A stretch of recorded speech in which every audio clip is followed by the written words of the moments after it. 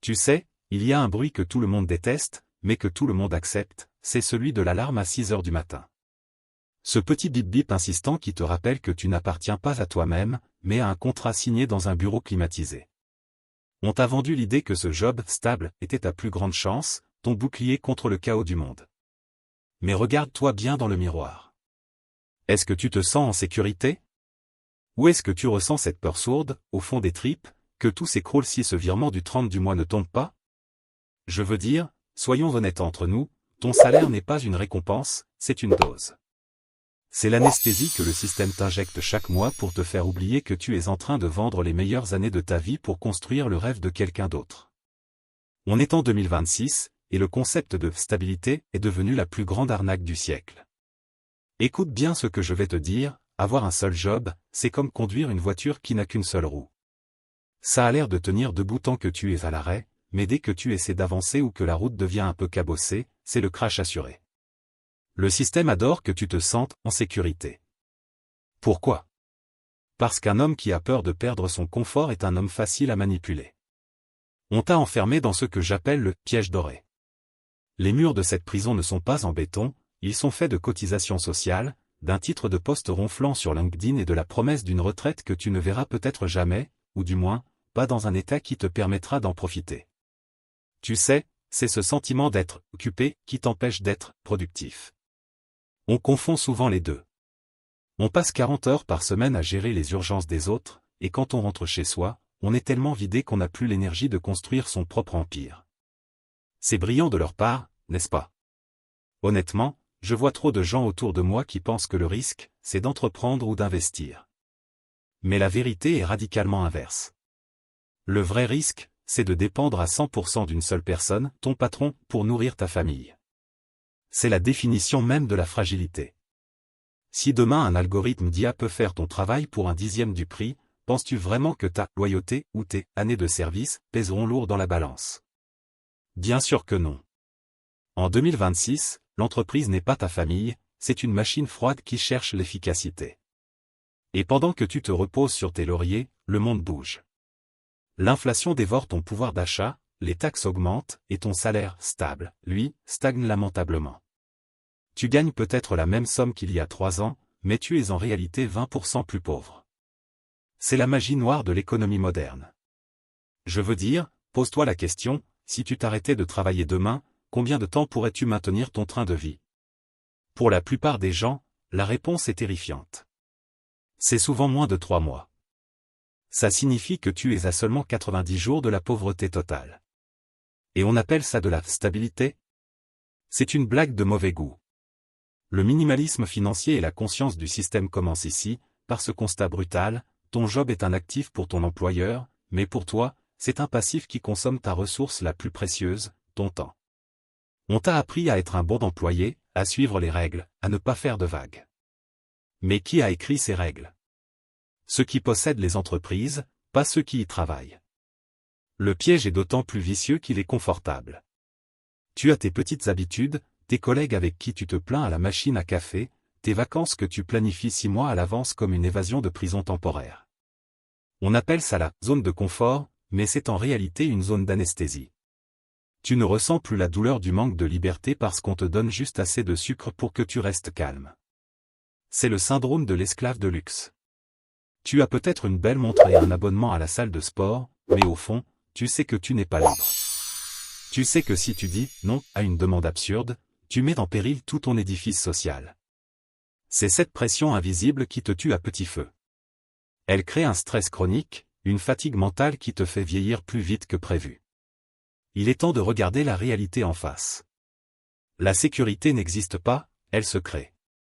Elle ne vient pas d'un contrat à durée indéterminée, elle vient de ta capacité à ne dépendre de personne. On va explorer ensemble comment briser ces barreaux dorés, comment passer du statut de rouage dans la machine à celui de propriétaire de sa propre vie. Ce n'est pas un chemin facile, je ne vais pas te mentir. Ça demande de désapprendre tout ce que l'école et la société t'ont fourré dans le crâne. Ça demande de voir l'argent non pas comme un moyen d'acheter des objets, mais comme un outil pour racheter ton temps. Parce qu'à la fin de la journée, la seule chose que tu ne pourras jamais récupérer, c'est cette heure que tu viens de passer à répondre à des emails inutiles. On commence à peine à déchirer le voile de l'illusion, et ce qu'il y a derrière va te demander beaucoup de courage. Mais si tu es encore là, c'est que tu sens, au fond de toi, que tu vaux bien plus qu'une ligne sur un bulletin de paie. On avance, et crois-moi, le réveil va être brutal, mais nécessaire. C'est parti. On rentre dans le vif du sujet. Tu sais, ce qui est vraiment effrayant quand on commence à gratter la surface de ce piège doré, ce n'est pas seulement que ton job te vole ton temps, c'est qu'il te vole ta capacité à penser par toi-même. On nous a appris à lire, à écrire, à résoudre des équations complexes, mais on ne nous a jamais appris à posséder. Jamais. L'école est une usine à fabriquer des employés, pas des hommes libres. On t'apprend à être ponctuel, à obéir aux ordres et à attendre la fin de la semaine pour enfin vivre. Franchement, regarde autour de toi. Est-ce que tu vois beaucoup de gens heureux le lundi matin? Bien sûr que non. Le système a réussi à transformer l'un des jours les plus précieux de ta semaine en un cauchemar hebdomadaire. Et on appelle ça la vie normale. C'est une folie collective, tu sais. Je me rappelle avoir lu une étude, je ne sais plus exactement le nom du chercheur, mais peu importe, l'idée était que l'homme moderne est plus stressé par la perte de son confort matériel que par la perte de sa propre liberté. C'est exactement là que le piège se referme. En 2026, la dette est devenue l'outil de contrôle ultime. On te pousse à prendre un crédit pour une voiture que tu ne peux pas te payer, pour impressionner des gens qui ne t'aiment pas, afin de te sentir quelqu'un. Mais au moment où tu signes ce contrat, tu viens de vendre 10 ans de ton futur à la banque. Tu es devenu un prisonnier de ton propre niveau de vie. C'est ce que j'appelle la laisse invisible. Elle est longue, elle est dorée, mais elle reste une laisse. Chaque mois, tu dois courir plus vite juste pour rester sur place, pour payer les intérêts, pour maintenir l'illusion. Je veux dire, est-ce que tu as déjà pris le temps de calculer combien de jours de ta vie tu sacrifies pour payer ton loyer ou ton crédit immobilier? C'est souvent entre 1 et 2 semaines par mois. Ça veut dire que la moitié de l'année, tu travailles gratuitement pour ton banquier ou ton propriétaire. Tu es leur employé non rémunéré pendant 6 mois sur 12. Si ça, ce n'est pas une forme d'esclavage moderne, je ne sais pas ce que c'est. Et le pire, c'est qu'on te fait croire que c'est une preuve de succès. Regarde ma maison, regarde ma voiture. Non, regarde tes chaînes. Le minimalisme financier, ce n'est pas vivre dans une grotte et manger des racines. C'est simplement décider que ton temps a plus de valeur que n'importe quel objet en plastique ou en métal. C'est comprendre que la vraie richesse, c'est le contrôle total sur ton emploi du temps. Honnêtement, la plupart des gens sont terrifiés à l'idée de simplifier leur vie. Ils pensent que s'ils arrêtent de consommer comme des fous, ils vont perdre leur identité. Mais ton identité ne se trouve pas dans ton relevé bancaire ou dans la marque de tes chaussures. Elle se trouve dans ce que tu es capable de créer quand tu n'as pas la gorge serrée par l'anxiété financière. Tu sais, le système déteste le calme. Il veut que tu sois dans un état de panique constante, parce qu'une personne anxieuse achète. Elle achète pour se rassurer, elle achète pour se distraire, elle achète pour oublier que sa vie lui échappe. En 2026, le marketing n'est plus une science de la vente, c'est une science de la manipulation neurologique. On cible tes faiblesses, tes complexes, tes peurs les plus profondes pour te faire sortir ta carte bancaire. C'est là qu'intervient la notion de « walking away money ». Ce n'est pas être millionnaire. C'est avoir assez de côté pour pouvoir dire « merde » sans trembler.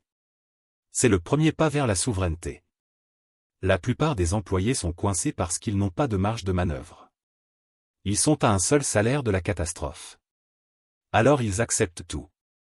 Ils acceptent le manque de respect, les heures supplémentaires non payées, les tâches absurdes. Ils deviennent des ombres d'eux-mêmes. Je veux dire, tu as déjà vu ces visages dans le métro ou dans les embouteillages. C'est le regard de personnes qui ont abandonné l'idée d'être libres. Ils ont accepté leur sort. Ils ont troqué leur âme contre une assurance mutuelle et une place de parking. Mais toi, tu es ici parce que tu sens qu'il y a une autre voie. Une voie qui demande du courage, de la discipline et une honnêteté brutale envers soi-même. Tu dois commencer par boucher les fuites. Regarde où part ton argent.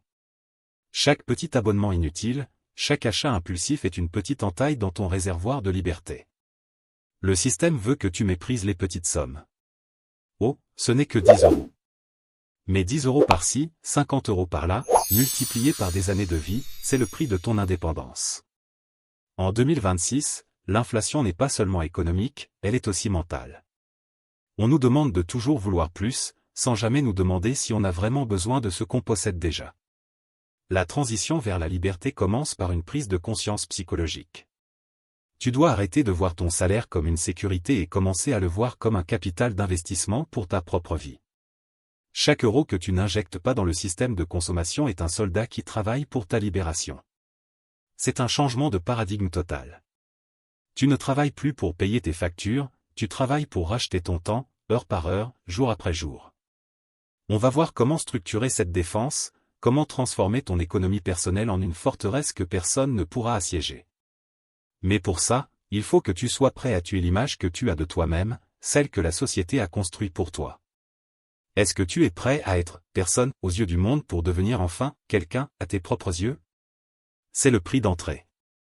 Et crois-moi, il est très élevé, mais le retour sur investissement est infini. On ne fait que commencer à craquer le code de la matrice. C'est maintenant que les choses deviennent vraiment sérieuses. On a identifié l'ennemi, on a vu les barreaux de la cage, maintenant, il est temps de construire ton plan d'évasion.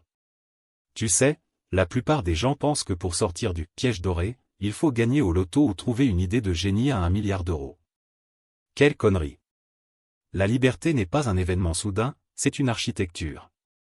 En 2026, avec l'intelligence artificielle qui redessine les carrières et l'inflation qui grignote les économies, ta seule chance de survie, c'est ce que j'appelle l'antifragilité. C'est un concept que le système déteste, parce que quelqu'un d'antifragile est quelqu'un qu'on ne peut pas briser par une crise. Honnêtement, regarde comment la majorité gère son argent. Ils reçoivent leur salaire, ils paient leurs factures, ils achètent un peu de plaisir éphémère, et ils attendent le mois suivant. Ils sont fragiles. Si leur seule source de revenus s'arrête, ils s'effondrent. Ton but, c'est de transformer chaque euro qui passe entre tes mains en un soldat. Je veux dire, imagine que ton compte en banque est une caserne. Chaque fois que tu achètes un gadget inutile pour flatter ton ego, tu envoies un de tes soldats à la mort. Tu le tues pour une gratification de 10 minutes. Par contre, chaque fois que tu investis, tu envoies ce soldat sur le front pour qu'il capture d'autres soldats et les ramène à la base. C'est ça, la magie des intérêts composés, mais version guerrière. En 2026, on ne met pas de l'argent de côté, on lève une armée pour racheter sa propre vie. Tu sais, il y a une différence fondamentale entre un actif et un passif que l'école ne t'expliquera jamais. Un actif, c'est quelque chose qui met de l'argent dans ta poche pendant que tu dors. Un passif, c'est quelque chose qui en sort, point final. Ta voiture de sport en leasing? C'est un passif déguisé en réussite.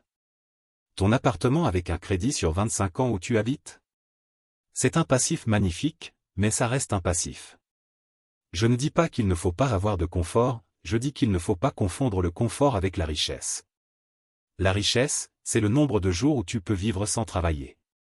Si tu as 1 million d'euros mais que tes dépenses sont de 100 000 euros par mois, tu es plus fragile que celui qui a 50 000 euros de côté mais qui ne dépense que 1 000 euros. C'est une question de ratio, pas de volume. Je vois tellement de « gourous » sur Internet te vendre des méthodes pour devenir riche en 2 semaines. C'est du vent.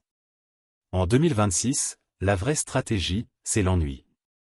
C'est la régularité brutale. C'est de choisir des actifs solides des entreprises, de l'immobilier de rendement, des indices mondiaux et de les nourrir chaque mois, quoi qu'il arrive. Tu dois devenir un robot. Le système compte sur tes émotions pour te faire vendre quand tout va mal et acheter quand tout est cher. Mais toi, tu restes de marbre. Tu sais que le marché est une machine à transférer l'argent des impatients vers les patients. Et crois-moi, dans ce monde ultra rapide, la patience est devenue le super pouvoir le plus rare et le plus rentable. Je veux dire, est-ce que tu as déjà ressenti cette sensation, quand tu as tes premiers 100 euros de dividendes ou d'intérêts qui tombent? Ce n'est pas le montant qui compte, c'est ce qu'il représente. C'est la preuve mathématique que tu n'as pas eu besoin d'échanger ton temps pour cet argent. C'est ton premier esclave financier qui travaille pour toi. C'est le début de la fin du « piège doré ». La plupart des gens s'arrêtent avant d'atteindre ce point parce que le début est lent, horriblement lent. Ils veulent tout, tout de suite. Mais le minimalisme financier te donne la discipline de traverser ce désert. Tu réduis tes besoins au strict nécessaire pour maximiser ta puissance de feu. Tu ne te prives pas, tu te prépares. En 2026, l'incertitude est la seule certitude. On nous parle de crise énergétique, de guerres économiques, de révolution technologique. Une personne stable, avec un seul job est terrifiée par ces nouvelles. Une personne antifragile, elle, voit des opportunités. Pourquoi? Parce qu'elle a une forteresse financière. Elle a des réserves. Elle peut se permettre d'être calme quand tout le monde panique. C'est ce calme qui te permet de prendre les meilleures décisions. L'argent, au-delà d'un certain seuil, n'achète plus des objets, il achète de la clarté mentale. Et la clarté mentale est l'actif le plus précieux du XXIe siècle. Honnêtement, le plus dur n'est pas de comprendre les chiffres. N'importe qui peut ouvrir un tableur Excel. Le plus dur, c'est de résister à la pression sociale. C'est de continuer à conduire ta voiture de 10 ans quand ton collègue vient de s'offrir la dernière électrique à 60 000 €. C'est de dire non aux sorties coûteuses pour dire oui à ton indépendance future. On te traitera de bizarre, de radin, peut-être même de fou. Laisse-les parler. Ils ricanent aujourd'hui, mais ils viendront te demander des conseils dans 5 ans quand ils seront à bout de souffle dans leur course au rat. Tu ne joues pas au même jeu qu'eux. Ils jouent pour paraître, tu joues pour être. Ils jouent pour la galerie, tu joues pour la liberté. La transition est en cours. Tu commences à voir le monde non plus comme une série de produits à acheter, mais comme une série de flux financiers à capturer. Ton esprit se transforme. L'anxiété du dimanche soir commence à s'estomper, non pas parce que ton job a changé, mais parce que son importance dans ta vie a diminué. Il n'est plus ton maître, il est devenu ton investisseur principal. Tu travailles pour lui, mais tu utilises son argent pour construire ton propre monde. On arrive au moment où tout bascule. On a posé les fondations, on a armé les soldats, on a défini la stratégie. Maintenant, il ne reste plus qu'une chose à faire, porter le coup de grâce à l'illusion et franchir la porte de la cage pour de bon. Prépare-toi, parce que la dernière étape est celle qui demande le plus de cran. On va voir comment vivre réellement une fois que l'argent n'est plus un problème, mais une solution silencieuse. C'est le moment de vérité. On arrive au bout du tunnel, là où la lumière commence enfin à percer l'obscurité de ce piège doré. Tu sais, après avoir passé des années à courir après ce virement mensuel, on finit par oublier pourquoi on court. On pense que l'objectif, c'est d'accumuler le plus gros tas de pièces possible. Mais la réalité, en 2026, est bien plus profonde que ça. L'argent n'est pas une fin en soi, c'est juste un carburant pour la seule ressource que tu ne pourras jamais racheter, peu importe ton solde bancaire, ton temps. Je veux dire, vraiment, ton temps pur. Celui où tu n'as pas à rendre de compte, celui où ton cerveau n'est pas loué à une multinationale pour régler des problèmes qui ne te concernent pas. La 7e et dernière règle de notre manifeste, c'est la souveraineté temporelle. C'est ce moment magique où ton capital commence à générer assez de liberté pour que tu puisses, enfin, redevenir propriétaire de tes lundis matins. La plupart des gens passent leur vie à attendre la retraite pour commencer à vivre. Ils attendent d'avoir 65 ans pour avoir le droit de se promener ou de lire un livre sans culpabiliser. C'est une tragédie silencieuse. Le minimalisme financier, c'est racheter sa retraite mois après mois, dès maintenant. Chaque euro que tu investis au lieu de le dépenser dans un passif, c'est une heure de liberté que tu t'offres pour ton futur proche, pas pour un futur lointain et incertain. Honnêtement, je vois trop de riches qui sont en réalité les personnes les plus pauvres que je connaisse. Ils ont la maison à 3 millions, la voiture électrique dernier cri et les montres de luxe, mais ils n'ont pas une heure de libre pour voir leurs enfants grandir ou pour simplement s'asseoir et ne rien faire. Ils sont esclaves de leur propre succès. Ils sont enchaînés à leur train de vie. Si leur salaire s'arrête, leur monde s'écroule. Toi, en choisissant la voie de la sobriété et de l'investissement intelligent, tu deviens intouchable. Tu n'as pas besoin de paraître riche pour l'être. En 2026, le luxe suprême, ce n'est pas de pouvoir tout acheter, c'est de n'avoir besoin de rien pour se sentir puissant. Tu sais, le système est terrifié par quelqu'un qui n'a plus peur de perdre son job. Pourquoi? Parce que cette personne ne peut plus être manipulée. Elle ne peut plus être forcée à accepter l'inacceptable. Quand tu as ton walking away money, tu ne travailles plus par peur, tu travailles par intention. Et crois-moi, ton travail devient bien meilleur quand il n'est plus une question de survie. Mais pour en arriver là, il faut avoir eu le cran de dire non à la société de consommation pendant que tout le monde disait oui.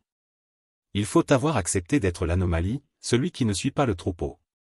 Je veux dire, regarde autour de toi une dernière fois. Le monde est rempli de gens qui courent après des ombres. Ils pensent que le bonheur est dans le prochain achat, dans la prochaine promotion, dans la prochaine validation sociale.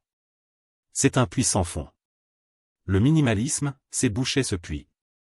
C'est dire « j'ai assez ». C'est une phrase que le capitalisme moderne ne veut pas que tu prononces. Assez est le mot le plus dangereux pour le système, mais c'est le mot le plus libérateur pour ton âme. En 2026, la vraie rébellion, ce n'est pas de manifester dans la rue, c'est de posséder son propre temps et de n'avoir aucune dette. Alors, qu'est-ce que tu vas faire maintenant? Est-ce que tu vas retourner dans ta cage dorée, en espérant que les barreaux ne se resserrent pas trop vite? Ou est-ce que tu vas enfin commencer à construire ton évasion? Le chemin est tracé. Il demande de la discipline, de la patience et une vision claire. Ne sois pas de ceux qui se plaignent du système tout en continuant à le nourrir. Sois celui qui l'utilise pour s'en extraire. Chaque jour est une opportunité de racheter une minute de ta liberté. Ne la gaspille pas. Honnêtement, je ne suis pas là pour te vendre un rêve. Je suis là pour te montrer la sortie. La porte est ouverte, elle l'a toujours été. C'est juste que les lumières de la consommation étaient trop brillantes pour que tu la vois. Maintenant que tu sais, tu ne peux plus ignorer la vérité. Ton job stable est une anesthésie, mais ton esprit est désormais réveillé. Fais en sorte que chaque euro soit un soldat, que chaque minute soit une victoire et que chaque décision soit un pas vers ta souveraineté. Le monde a besoin de gens libres, pas d'employés fatigués. Deviens l'un d'entre eux. C'est ici que nos chemins se séparent pour l'instant. Tu as les clés, tu as la carte, et tu as la boussole. La suite de l'histoire, c'est toi qui l'écris avec tes actes, pas avec tes intentions. Ne me crois pas sur parole, teste-le. Réduis tes dépenses, augmente tes actifs, et observe comment ton anxiété s'évapore pour laisser place à une paix que tu n'as jamais connue. Le voyage vers la liberté commence par un simple « non » au superflu et un grand « oui » à toi-même. On se retrouve de l'autre côté, là où le temps n'appartient plus au patron, mais à celui qui a eu le courage de le reprendre. À toi de jouer.